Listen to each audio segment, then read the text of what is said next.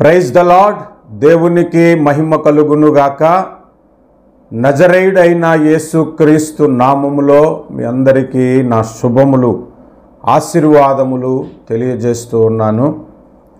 మరొక్కసారి ఈ యూట్యూబ్ ద్వారా వాక్య పరిచర్య చేయటానికి, ఈ ఆన్లైన్ ద్వారా, జూమ్ ద్వారా వాక్య పరిచర్య చేయటానికి ప్రభు నాకు అనుగ్రహించిన ఈ మహాకృపకై నేను కృతజ్ఞతాస్తుతులు ప్రభు వారికి చెల్లిస్తూ ఉన్నాను.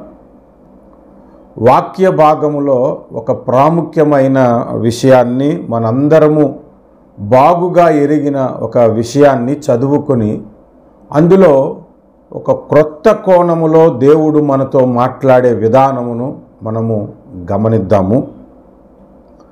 మత్తయి సువార్త 14వ అధ్యాయము 22 నుండి 33 వరకు ఒక వాక్య భాగాన్ని మనం చదువుకుందాము. దయచేసి శ్రద్ధగా వాక్యాన్ని చదవండి. ప్రాముఖ్యంగా నేను చెప్పాలనుకున్న వాటి మీద మరలా ఫోకస్గా ఆ వచనాలను నేను చదివిస్తాను.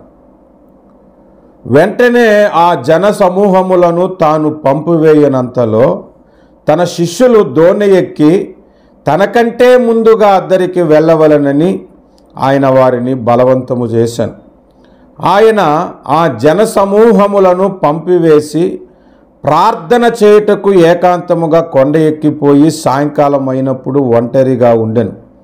అప్పటికి ఆ దోణి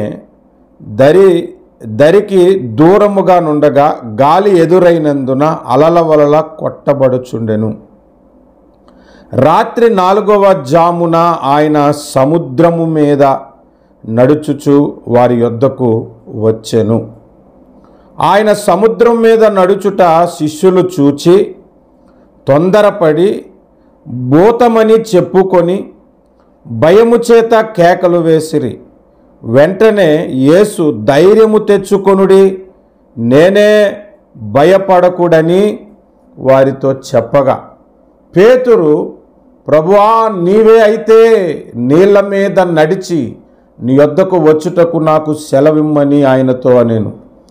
ఆయన రమ్మనగానే పేతురు దోణి దిగి యేసునొద్దకు వెళ్ళుటకు నీళ్ల మీద నడిచెను. గాని గాలిని చూచి భయపడి మునిగిపోసాగి, ప్రభువా, నన్ను రక్షించమని కేకలు వేసెను. వెంటనే యేసు చేయి చాపి అతని పట్టుకొని, అల్ప విశ్వాసి, ఎందుకు సందేహపడితవని అతనితో చెప్పాను.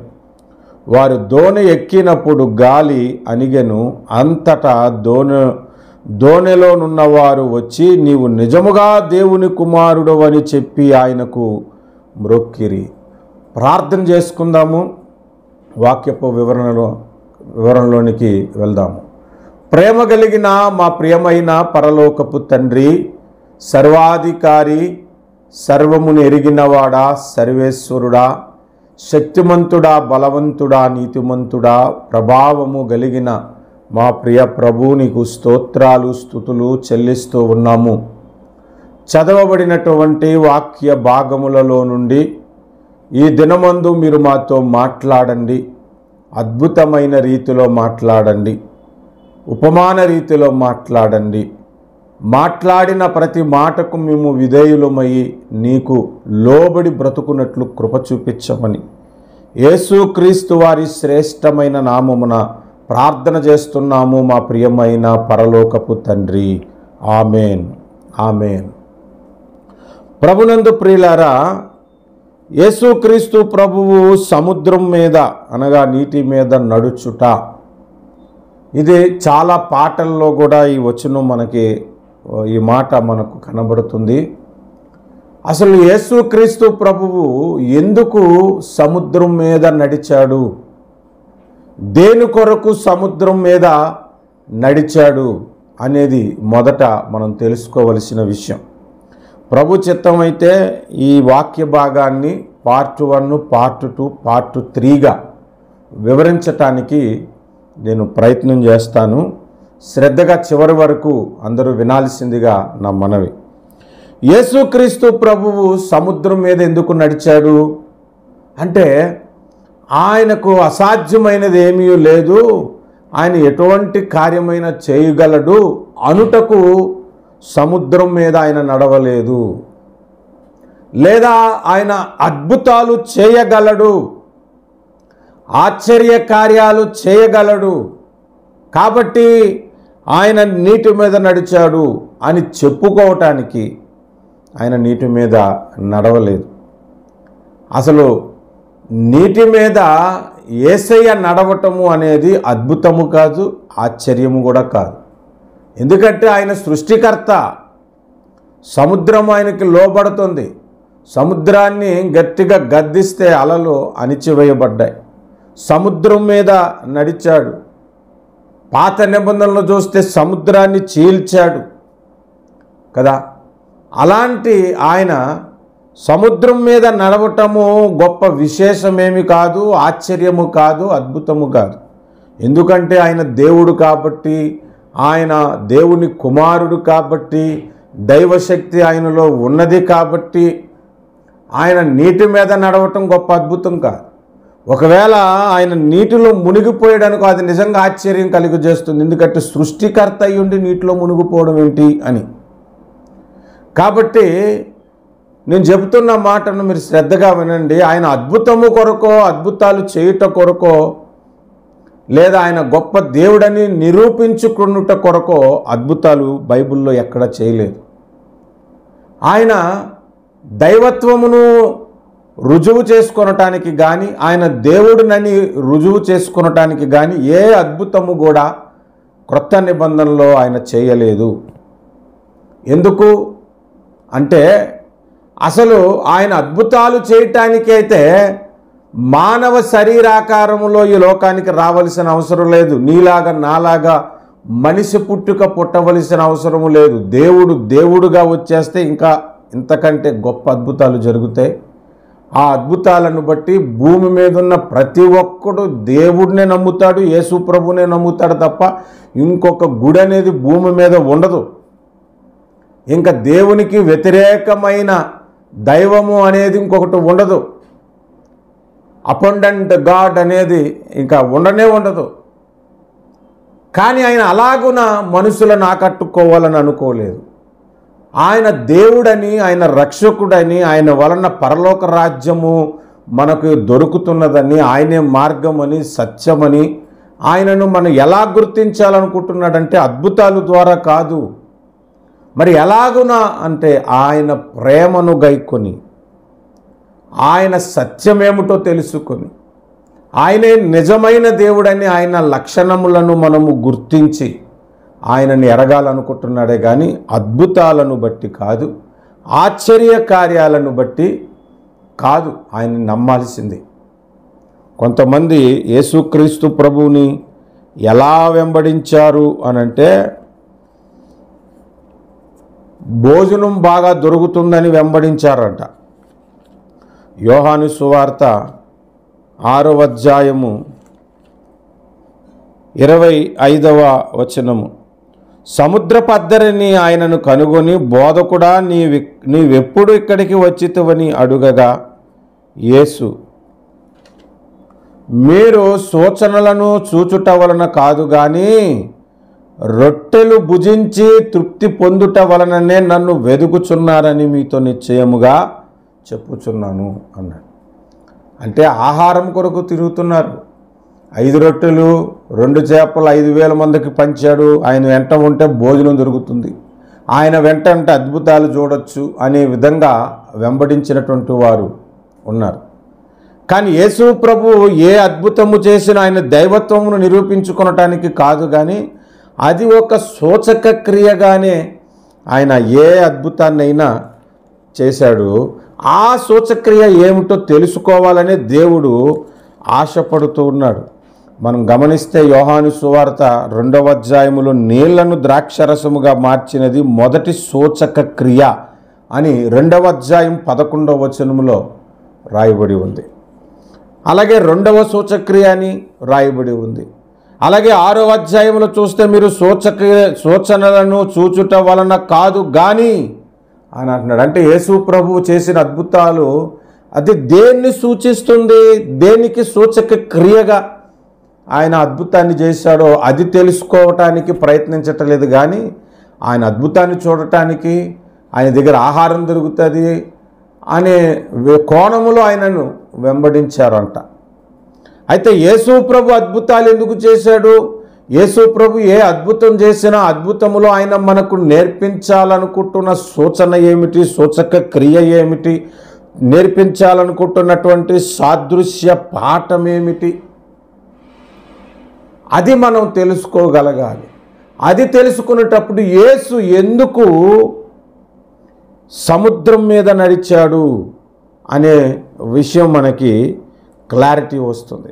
ఇక్కడ మనం గమనించాలి, మత్తయి సువార్త 14వ అధ్యాయంలో ఈ వర్తమానానికి పార్ట్ 1కు మూలవచనముగా 25వ వచనాన్ని నేను చదువుతూ ఉన్నాను. ఈ వర్తమానానికి ఇదే మూలవచనం, మొత్తం టెక్స్ట్ అంతా కాదు, ఈ ఒక్క వచనం మీదే మనం వాక్యాన్ని ధ్యానం చేద్దాము. ఆ తర్వాత పార్ట్ 2లో మరొక వచనం మీద మనం దృష్టి పెడదాం. ఇక్కడ చూడండి, 25వ వచనము మత్తయి సువార్త 14:25లో, రాత్రి 4వ జామున ఆయన సముద్రం మీద నడుచుచు వారి యొద్దకు వచ్చెను. యేసుక్రీస్తు ప్రభు చేసిన అద్భుతాలు భూమి మీద ఎవరు చేయలేదు, చేయలేరు. ఒక ఆయన నీటి మీద నడిచాడంట యేసు ప్రభులాగా. ఆ మధ్య వీడియోల్లో కూడా బాగా ఫేస్బుక్లో, యూట్యూబ్లో కనిపించింది, వాక్ ఆన్ ద సీ అని.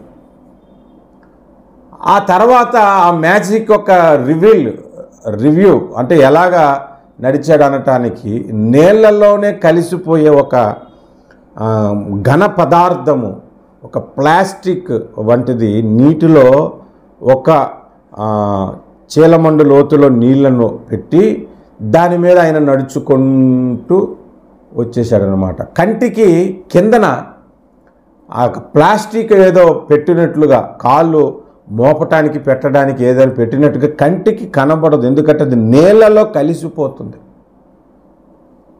కాబట్టి. అలాగున మాయ చేసే అద్భుతాలు చేసేవాళ్ళు ఉన్నారేమో కానీ యేసు ప్రభు చేసిన అద్భుతము భూమి మీద ఎవరు చేయలేదు. కానీ అద్భుతాలను బట్టి ఆయన యొద్దకు రావాలని దేవుడు ఎప్పుడు అనుకోలేదు. ఆయన ప్రేమను గుర్తించే రావాలనుకుంటున్నాడు. ఆయన చేసిన అద్భుతాలలో ఉన్న సాదృశ్యాన్ని చూసి, ఆయన చేసిన అద్భుతాలలో ఉన్న సూచక్రియను చూసి, ఆ సింబాలిక్ ఆ సూచన ఏంటో గ్రహించి ఆయన యొద్దకు రావాలని ఆయన ఆశించాడు. కాబట్టి సముద్రం మీద నడిచాడు.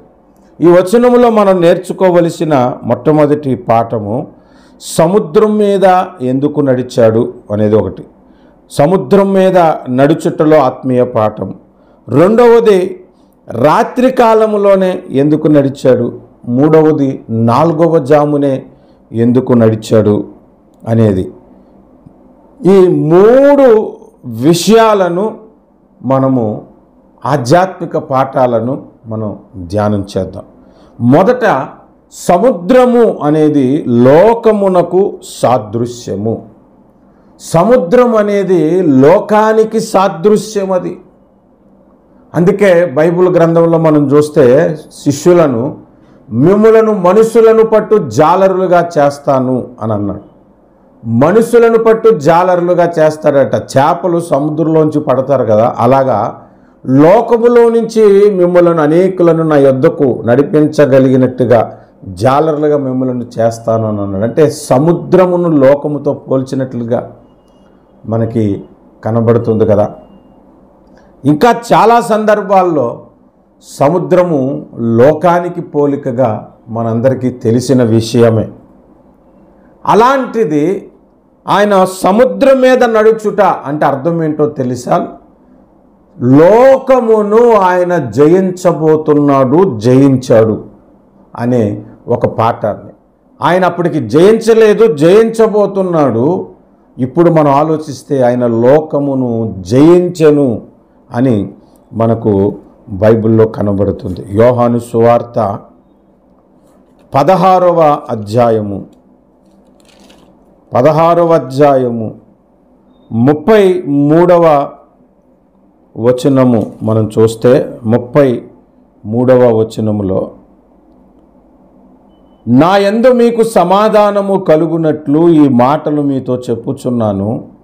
లోకములో మీకు శ్రమ కలుగును, అయినను ధైర్యము తెచ్చుకొనుడి, నేను లోకమును జయించి ఉన్నాను అన్నాడు.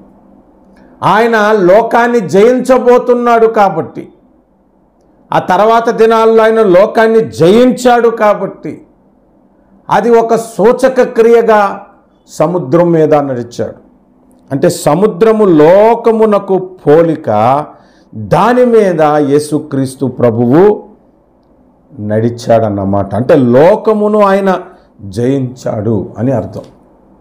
అసలు యేసుక్రీస్తు ప్రభువు బాప్తిస్మం పొందుకున్న తర్వాత పరిశుద్ధాత్మ వలన అరణ్యానికి కొనుపోబడి శోధింపబడిన 3 విధములైన శోధనలలో ఒక శోధన మీరు గమనించండి. 8-9 వచనాలు, మత్తయి సువార్త 4:8-9 వచనాలు. మరలా అపవాది మిగులు ఎత్తైన యొక్క కొండ మీదకి ఆయనను తోడుకొని పోయి ఈ లోక రాజ్యములన్నిటినీ వాటి మహిమను ఆయనకు చూపి, నీవు సాగిలపడి నాకు నమస్కారము చేసిన ఎడల వీటన్నిటిని నీకు ఇచ్చేదనని ఆయనతో చెప్పగా, చూడండి, ఈ లోకరాజ్యాలలో ఉన్న మహిమను, ఈ లోకరాజ్యములో ఉన్న ఆనందమును, సంతోషమును అంతా యేసు ప్రభువుకు చూపించి, నువ్వు నాకు మృక్కుతి ఇదంతా ఇచ్చేస్తానని అంటున్నాడు. ఆ లోక ఆశలకు, ఆ లోక మహిమకు, ఆ లోకములో ఉన్న సుఖాలకు, సౌఖ్యాలకు, ఆ లోకములో ఉన్న ఆనందానికి యేసు ప్రభు పడిపోలేదు, దాన్ని జయించాడు. లోకమును జయించటం అంటే లోకము దాని ఆశ గతించిపోవచ్చున్నవని అంటున్నాడు కదా, దాని ఆశలను మనము జయించుట అని అర్థము. యేసు ప్రభువు లోకమును జయించాడు అని ఒక సాదృశ్య పాఠంగా చెబుతూ మనకేమి నేర్పిస్తున్నాడు అనంటే, దయచేసి చూడండి, యోహాను రాసిన మొదటి పత్రిక 5వ అధ్యాయము 4వ వచనము. దేవుని మూలముగా పుట్టిన వారందరూ లోకమును జయించుదురు, లోకమును జయించిన విజయము మన విశ్వాసమే. యేసు దేవుని కుమారుడని నమ్మువాడు తప్ప లోకమును జయించువాడు మరి ఎవడు అని కూడా అంటున్నాడు. లోకమును మనము జయించాలి. దేవుని కుమారుడని యేసుని మనం ఎప్పుడైతే నమ్మామో ఆ నమ్మిన వాడే లోకాన్ని జయించగలడు అంట. అది మనకు అక్కడ నేర్పిస్తూ ఉన్నాడు. కాబట్టి యేసు సముద్రం మీద ఎందుకు నడిచెను, దేని కొరకు నడిచెను అనంటే అద్భుతమును కొరకు కాదు, ఆయన లోకమును జయించబోతున్నాడు అనే ఒక సూచన, ఆయన లోకాన్ని జయించాడు అనేటువంటి ఒక పాఠమును మనకు నేర్పించటానికి ఆయన సముద్రం మీద నడిచాడన్నమాట. ఆయనను ఎరిగిన మనము కూడా, యేసుక్రీస్తు ప్రభువుని ఎరిగిన మనము, ఆయన దేవుని కుమారుడిని ఎరిగిన మనము, ఆయన రక్తము చేత కడగబడిన మనము, ఆయనను విశ్వసిస్తున్న మనము లోకమును జయించాలని దేవుడు ఆశిస్తూ ఉన్నాడు. ఇది మొట్టమొదటి పాఠం. ఈనాడు లోకాన్ని జయించటం ఏమో కానీ లోకములోనే మనోళ్ళు కలిసిపోయారండి. ఒక 20-30 ఇయర్స్ బ్యాక్ నేను సింగపూర్ దేశానికి వెళ్ళాను. రీసెంట్గా 4 ఇయర్స్ బ్యాక్ రిటర్న్ వచ్చేసా. 21 ఇయర్స్ సింగపూర్ దేశంలో ఉన్నా. నేను వెళ్ళక మునుపు రోడ్డు మీద నడుచుకున్నప్పుడు వెళ్ళినప్పుడు కానీ, సైకిల్ మీద వెళ్తున్నప్పుడు కానీ, ఆటోల్లో వెళ్తున్నప్పుడు కానీ, అంటే 20-30 ఇయర్స్ బ్యాక్ రోడ్ల మీద సినిమా వాల్ పోస్టులు, సినిమా కటౌట్లు కనిపించేవి. ఇప్పుడు ఆఫ్టర్ 30 ఇయర్స్ నేను సింగపూర్ నుంచి మరలా ఇండియాకు వచ్చిన తర్వాత రోడ్ల మీద వెళ్తే సినిమా వాల్ పోస్టులు కనబడట్లేదు, అంతా మన సేవకుల వాల్ పోస్టులే కనబడుతున్నాయి. అక్కడే మనం అర్థం చేసుకోవాలి, సినిమా ప్రపంచం ఇప్పుడు క్రైస్తవుల్లోనికి వచ్చేసింది. మరికొంతమంది సేవకులను నేను చూస్తూ ఉన్నాను, సినిమాలకు రివ్యూలు ఇచ్చే సేవకులు ఉన్నారు ఈనాడు. అంటే లోకములో కలిసిపోతున్నారు సేవకులే. లోకాన్ని జయించవలసిన సేవకుడు, లోకాన్ని జయించవలసిన క్రైస్తవుడు లోకానికి వేరుగా జీవించవలసినటువంటి క్రైస్తవుడు లోకములో కలిసిపోతున్నాడు. ఒకప్పుడు దేవుడు లోకములో నుండి మనలను బయటికి తెచ్చాడు, కానీ దుష్టుడు మనలోనికి లోకాన్ని తీసుకొని వస్తున్నాడు. మనం లోకమును జయించాలి. యేసు ప్రభువు లోకమును జయించినట్లుగా మనము జయించాలి. మనము లోకాన్ని జయించటానికి దేవుడు మనలను ఏం చెప్తున్నాడట? 5వ వచనం, 1 యోహాను పత్రిక 5:5లో, యేసు దేవుని కుమారుడని నమ్మువాడు తప్ప లోకమును జయించువాడు మరి ఎవడు అంట. అంటే యేసు ప్రభు దేవుని కుమారుడని నమ్మనివాడు లోకాన్ని ఎప్పుడు జయించలేడు, కానీ నమ్మిన వానికి అవకాశం ఉన్నది, జయించగలడని. మనము జయించకపోతే ఎంత నష్టం కలుగుతుందో ఆలోచించండి. అన్యజనులు కట్ట అధికారం కావాలని కోరుకుంటారట.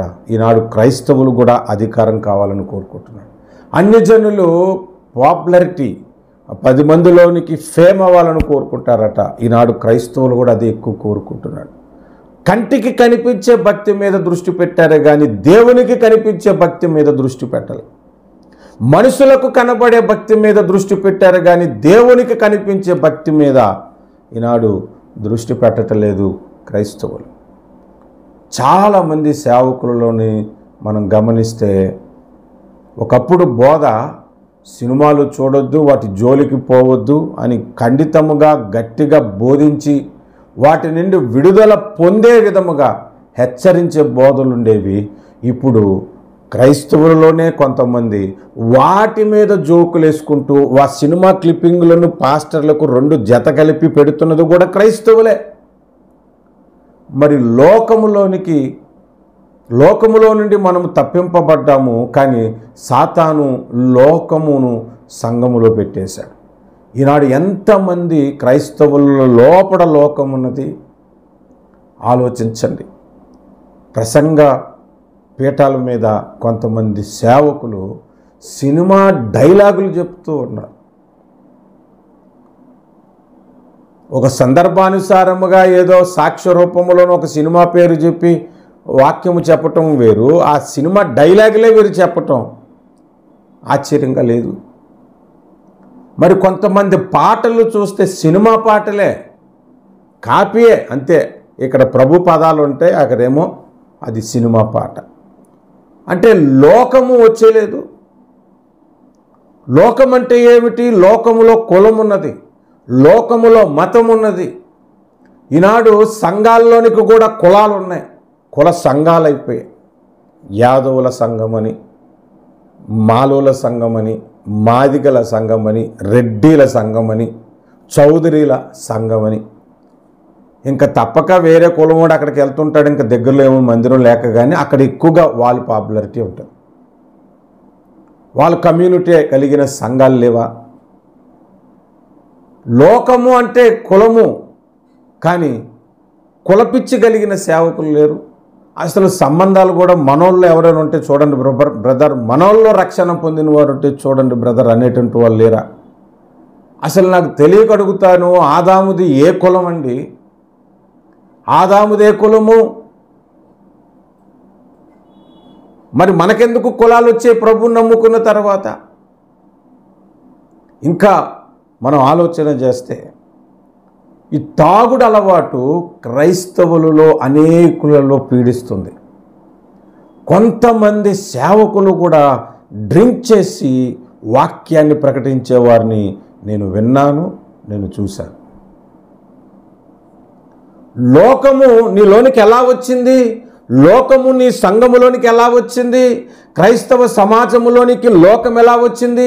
అసలు మనము జయించాల్సింది లోకమైతే ఆ లోకాన్ని జయించకుండగా నువ్వు ఎందుకు బలహీనుడు అయిపోయావు? లోకములో సినిమా స్టార్స్కి ఫ్యాన్స్ ఉంటారు. ఇప్పుడు క్రైస్తవుల్లో కూడా యేసయ్య కంటే కూడా సేవకులు ఎక్కువగా ఫ్యాన్స్ అయిపోయారు. నేను పలానా వాడునని చెప్పుకుంటున్నారు. పౌలు క్లియర్గా చెప్పాడు కదా, నేను కేఫా వాడునని చెప్పుకుంటున్నారు, నేను పౌలు వాడినని చెప్పుకుంటున్నారు. కేఫా కానీ పౌలు కానీ నీ కొరకు సిలువైపడ్డారా అని చెబుతున్నాడు కదా. మేము పలానా సంఘానికి సంబంధించిన వాళ్ళు, పలానా సేవకుడికి సంబంధించిన మా గురువు అని చెప్పుకొని నెత్తును పెట్టుకొని యేసయ్యను తృణీకరిస్తున్నటువంటి లోకము మీలో కనబడటలేదా? లోకాన్ని జయించగలుగుతున్నారా? అసలు ఈనాడు క్రైస్తవులు లోకములోని కలిసిపోయారా? ఆలోచించండి. ఒకప్పుడు పేతురు చేపలు పట్టే వలలను అన్ని విడిచిపెట్టి యేసు ప్రభు దగ్గరికి వచ్చేసాడు శిష్యులందరూ. కానీ అదే శిష్యులు యేసు ప్రభువు పునరుద్ధానము తర్వాత మరలా చేపలు పట్టడానికి తిరిగి వెళ్ళిపోయినట్లుగా యోహాను సువార్తలో మనకి కనబడుతుంది కదా. అయినా దేవుడు వాళ్ళని ప్రేమించి మరలా సేవకులుగా వారిని నిలవబెట్టాడు. ఈనాడు ఎంతమంది లోకంలో కలిసిపోలేదండి. కొన్ని సంఘాలు చూస్తే అక్కడున్న వాతావరణం అంతా లోకమే, అక్కడ పాడుచున్న పాటలు లోకమే, అక్కడ బోధిస్తున్న బోధలు లోకమే. డబ్బు డబ్బు డబ్బు డబ్బు సంపాదన కొరకు బోధించే బోధకులు ఉన్నారు. లోకము దాని ఆశ గతించును అని బైబిల్ చెబుతున్న ఆ గతించిపోతున్న దాని వైపే పరిగెడుతున్నారు తప్ప లోకాన్ని జయించాలన్న ఆలోచన ఈనాడు క్రైస్తవ సమాజానికి లేదు. లోకమును జయించాలి, అది దేవుడు మనకి పెట్టిన బాధ్యత. మనం జయించాలి లోకాన్ని. లోకంలో కలిసిపోకూడదు.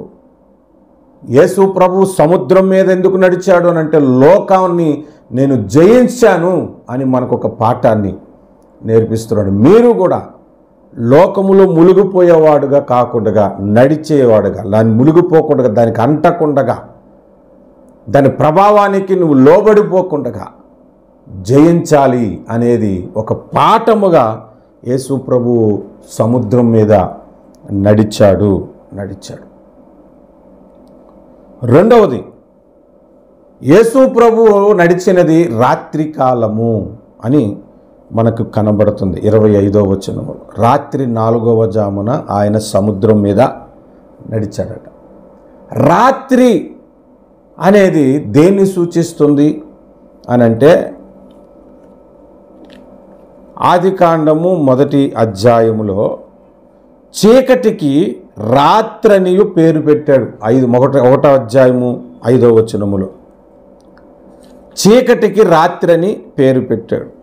చీకటి అంటే ఏమిటి? ఎఫెసీ పత్రిక 5:8లో మీరు పూర్వమందు చీకటి అయి ఉంటిరి అని అన్నాడు. ఇంకా మనము ఆలోచన చేస్తే 1 పేతురు 2:9లో చీకటిలో నుండి ఆశ్చర్యకరమైన తన వెలుగులోనికి మనలను పిలిచిన వాని గుణాతిశయములను అని మనకు కనబడుతుంది. అంటే చీకటి అంటే పాపము అని అర్థం. చీకటి అంటే పాపము. రాత్రి అంటే కూడా పాపమనే అర్థం వస్తూ ఉన్నది. అందుకే రక్షణ పొందిన మనము వెలుగు సంబంధులమని బైబిల్ చెబుతుంది. 1 దెస్సలోనిక పత్రిక 5వ అధ్యాయము 5వ వచనము, మీరందరూ వెలుగు సంబంధులను పగటి సంబంధులనై ఉన్నారు, మనము రాత్రి వారము కాము, చీకటి వారము కాము అని చెబుతున్నాడు. అంటే మీరు గమనించండి, యేసుక్రీస్తు ప్రభు రాత్రులు ఎందుకు ప్రార్థన చేశాడో తెలుసా? పాపాన్ని జయించే శక్తి రాత్రికాలపు ప్రార్థనలోనే ఎక్కువగా దొరుకుతుంది. చీకటి లేక రాత్రి అనేది పాపమునకు సాదృశ్యము. ఆయన ఆ రాత్రి వేళ నడుచుటలో అర్థం ఏమిటనంటే, లోకములో పాపమున్నది, ఆ పాపమును నేను జయించాను అనే ఒక పాఠాన్ని నేర్పిస్తూ ఉన్నాడు. దయచేసి లేఖన భాగాన్ని మనము చూద్దాము. యోహాను సువార్త 5వ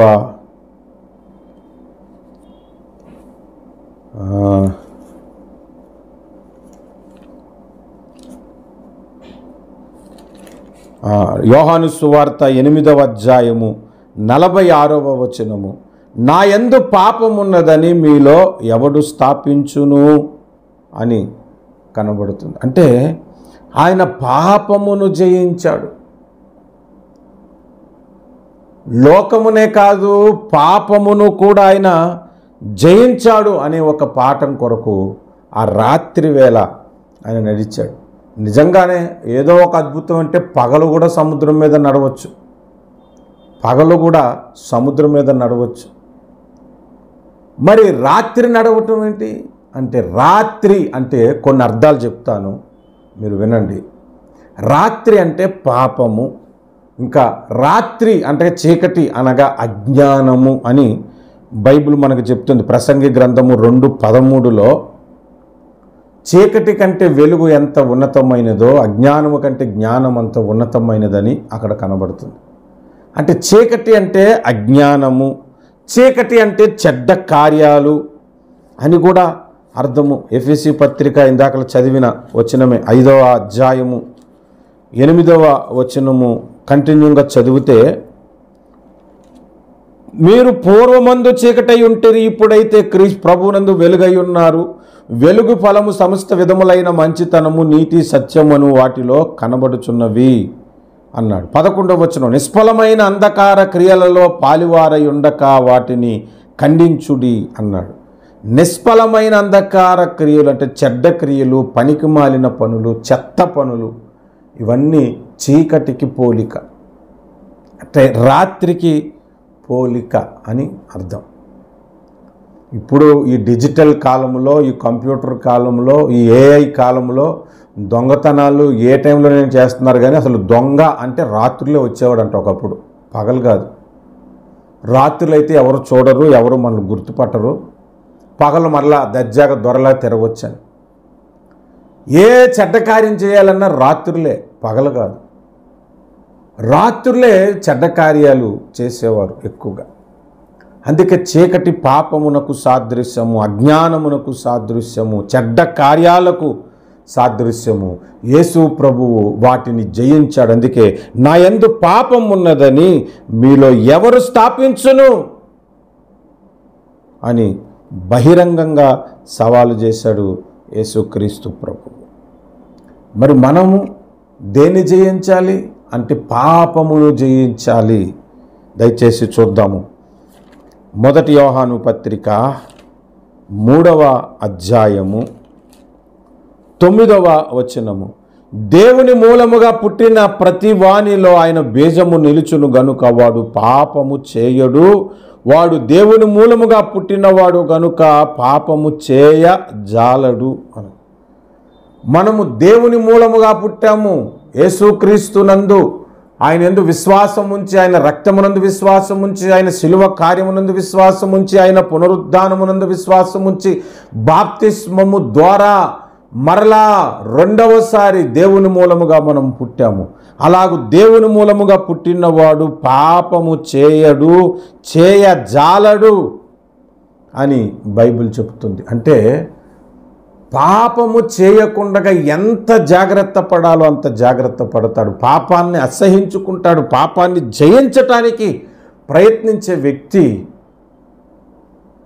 క్రైస్తవుడు అని. ఈనాడు పాపమే చేయటానికి ముందు దారులు వెతుక్కునే భక్తి జీవితంలోనికి దిగజారిపోయాడు క్రైస్తవుడు అంటే. మరి మనం ఆలోచించాల్సిన విషయమేది.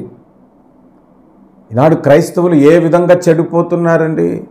ప్రతిదానికి టేక్ ఇట్ ఈజీలాగా, ఏం పొరపాటు లేదులే, ఏం తప్పు లేదులే అని ప్రతిదాన్ని పాపముగా దాన్ని పరిగణలోనికి తీసుకురావటలే. సంఘాలలోనే పాపాలు చేస్తున్నటువంటి వారు ఉన్నారు.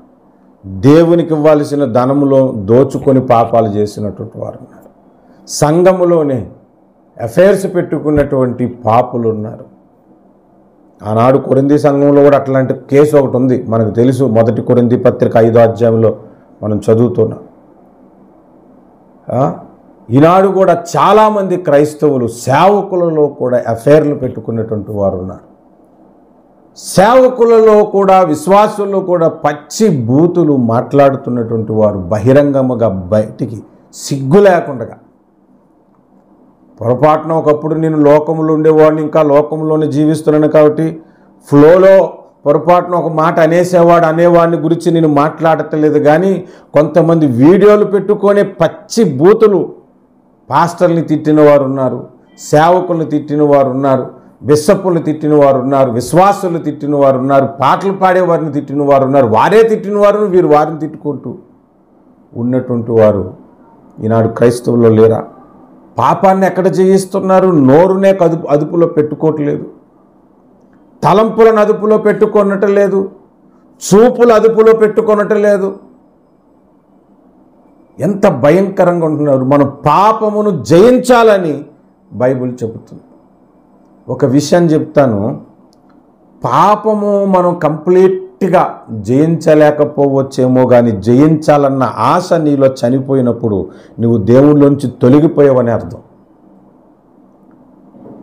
ఆశ ఎప్పుడు కూడా నేను పాపాన్ని జయిస్తాను, ఈ అతిక్రమాన్ని నేను జయిస్తాను, ఒకరోజు నా ప్రయత్నం నేను చేస్తానని నువ్వు ప్రయత్నిస్తూ చనిపోతే దేవుడు నిన్ను కనికరించి పరలోకానికి తీసుకుని వెళ్తాడు. కానీ అసలు జయించాలన్న ఆశే పూర్తిగా నీలోని చచ్చిపోతే దేవుడు నిన్ను పరలోకానికి తీసుకుని వెళ్ళడు.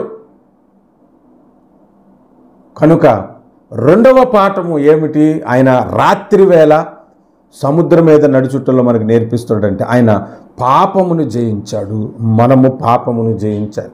ఆయన చెడ్డ కార్యములను అజ్ఞానమును జయించాడు, మనము అజ్ఞానమును చెడ్డ కార్యములను మనము జయించాలి అనే ఒక సూచనగా ఆయన రాత్రి వేళ సముద్రం మీద నడిచాడు. మూడవది 4వ జామున నడిచాడంట ఆయన. రాత్రులు 4 జాములు ఉంటాయి. 6 నుండి 9 వరకు ఒక జాము, అంటే 3 గంటలు ఒక జాము అంటారు, సమయం అని అంటారు. 9 నుండి 12 వరకు 2వ జాము, 12 నుండి 3 వరకు 3వ జాము, 3 నుండి మరలా మార్నింగ్ 6 వరకు 4వ జాము అని అంటారు. అంటే యేసు ప్రభు ఆఫ్టర్ 3, మిడ్నైట్ ఆఫ్టర్ 3 అంటే ఎర్లీ అవర్స్లో సముద్రం మీద ఆయన నడిచాడన్నమాట. అది 4వ జాము అని, ఆ 4 అనే పదమును గురించి నేను ఇక్కడ మాట్లాడుతున్నాను. అక్కడ కూడా ఒక సూచన మనకి నేర్పిస్తున్నాడు. దేవుడు నడవాలనుకుంటే 3వ జామును కూడా నడవచ్చు, కానీ 4వ జామును ఎందుకు నడిచాడు అనే ఒక పాఠాన్ని మీకు నేను చెప్పాలనుకుంటున్నాను. బైబిల్లో ఏ వచనము కూడా వృధాగా వ్రాయబడలేదు. బైబిల్ అంతా ఒక కాలిక్యులేషన్ ప్రకారంగా వ్రాయబడి ఉంది. ఇన్ఫ్యాక్ట్ దేవుడికి లెక్కించటం అంటే ఇష్టం, అది ఆయనకి హ్యాబిట్. ఆ కోణములోనే ప్రతిదీ లెక్క ప్రకారముగా దేవుడు వ్రాయించాడు. మన సంచారములను లెక్కిస్తున్నాడు, మన మాటలను లెక్కిస్తున్నాడు, మన తల వెంట్రుకలను లెక్కిస్తూ ఉన్నాడు, మనం చేసిన కార్యాలను లెక్కిస్తున్నాడు, మంచి పనులు లెక్కిస్తాడు, చెడ్డ పనులు లెక్కిస్తాడు, మన కన్నీరును లెక్కిస్తున్నాడు కదా. ఇవన్నీ బైబిల్లో ఉన్నావు కదా. అలాంటి కోణములు రాయబడిన ఈ గ్రంథము, అలాంటి దేవుడు రాసినటువంటి ఈ గ్రంథములో 4వ జామున ఆయన నడవాలనుకోవటానికి కూడా ఒక కారణం ఉంటుంది.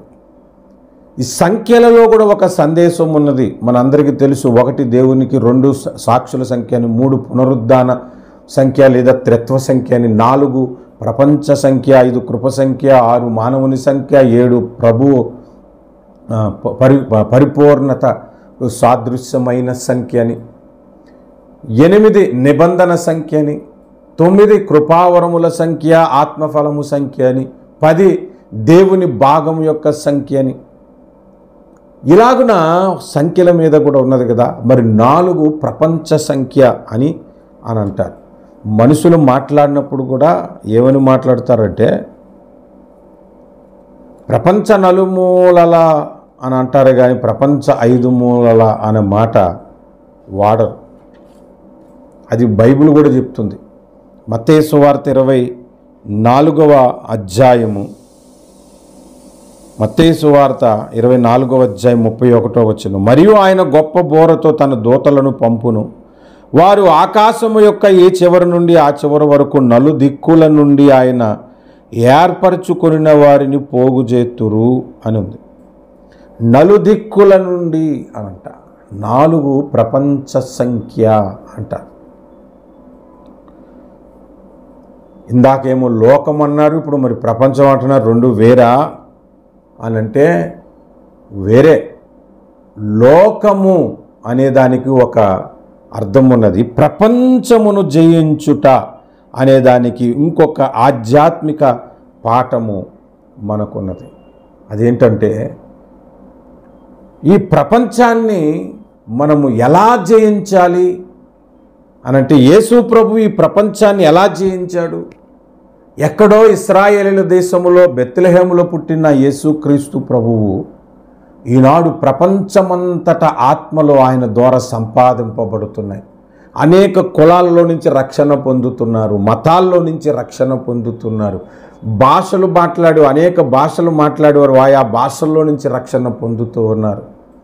ఆయా దేశాల నుంచి, వంశాల నుండి యేసు వైపు తిరుగుతూ రక్షణ పొందుతూ ఉన్నారు. ఎవరైనా ఒక ప్రపంచమంతా ఆయన స్వాధీనంలో ఉంచుకోవాలని అనుకుంటే ఒక్కొక్క దేశం మీద యుద్ధానికి వెళ్ళి ఆ దేశాన్ని ఈ దేశంలో కలుపుకొని ప్రపంచ రాజు అవ్వాలి.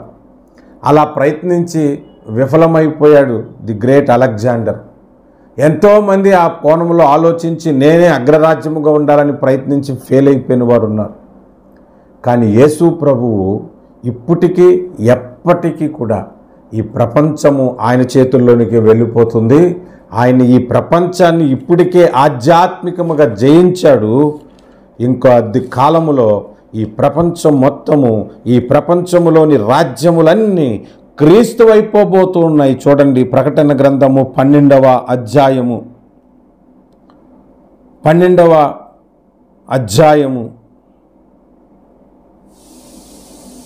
10వ వచనం. మరియు ఒక గొప్ప స్వరము పరలోకమందు ఇలాగు చెప్పుట వింటిని, రాత్రింబగలు మన దేవుని ఎదుట మన సహోదరుల మీద నేరము మోపువాడైన అపవాది పడద్రోయబడి ఉన్నాడు గనుక ఇప్పుడు రక్షణయు శక్తియు రాజ్యమును మన దేవుని వాయను, ఇప్పుడు అధికారము ఆయన క్రీస్తుదాయను.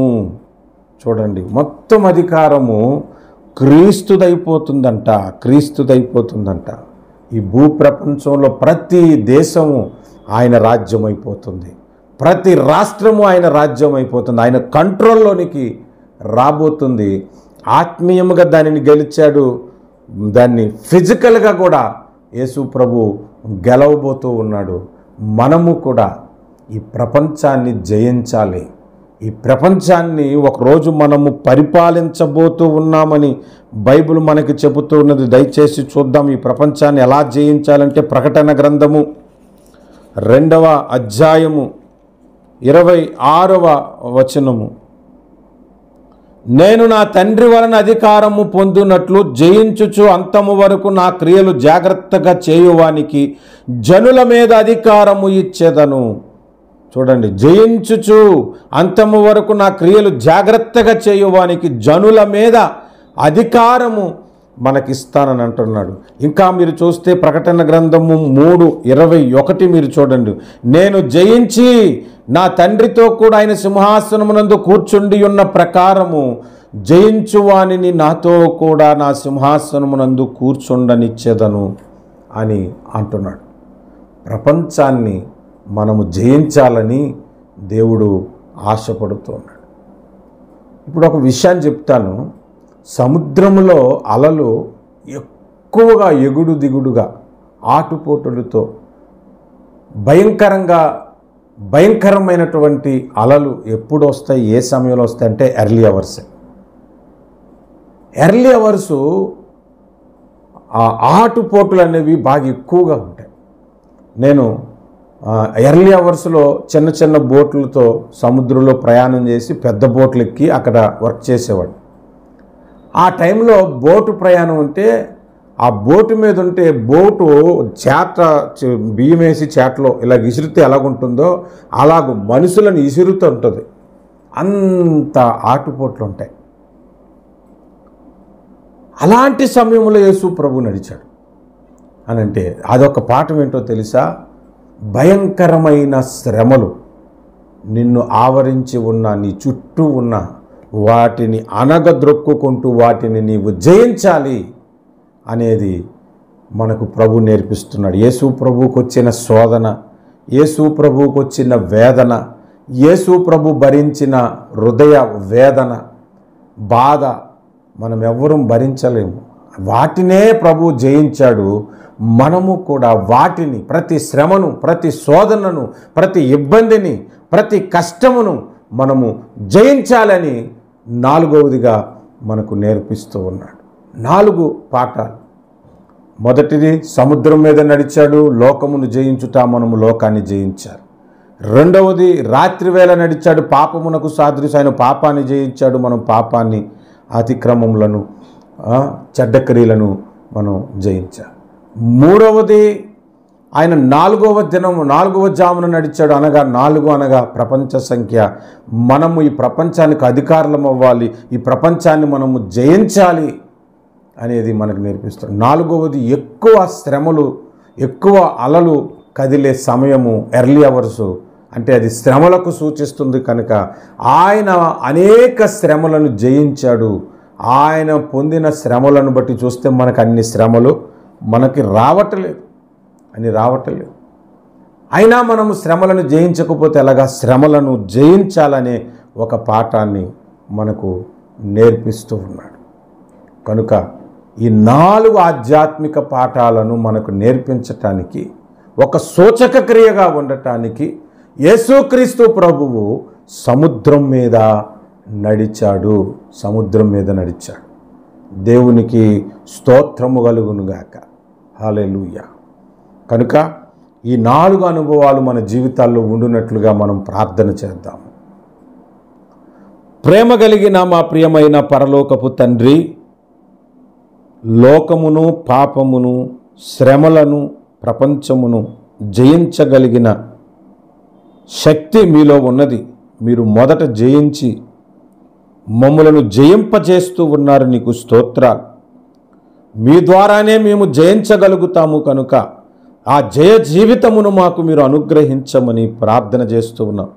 మీరిచ్చిన ఈ ఆధ్యాత్మిక సందేశమును బట్టి మీకు స్తోత్రాలు చెల్లిస్తున్నాం, మీకు స్తుతులు చెల్లిస్తున్నాము. అయా, మీ కృపకై స్తోత్రాలు, మీకు వందనాలు చెల్లిస్తున్నాము తండ్రి. సహాయము చేసి కనికరము చూపి మమ్ములను బలపరచమని యేసుక్రీస్తు వారి శ్రేష్టమైన ఉన్నతమైన నామమున ప్రార్థన చేస్తున్నాము మా ప్రియమైన పరలోకపు తండ్రి. Amen, amen, amen. Praise the Lord. God bless you.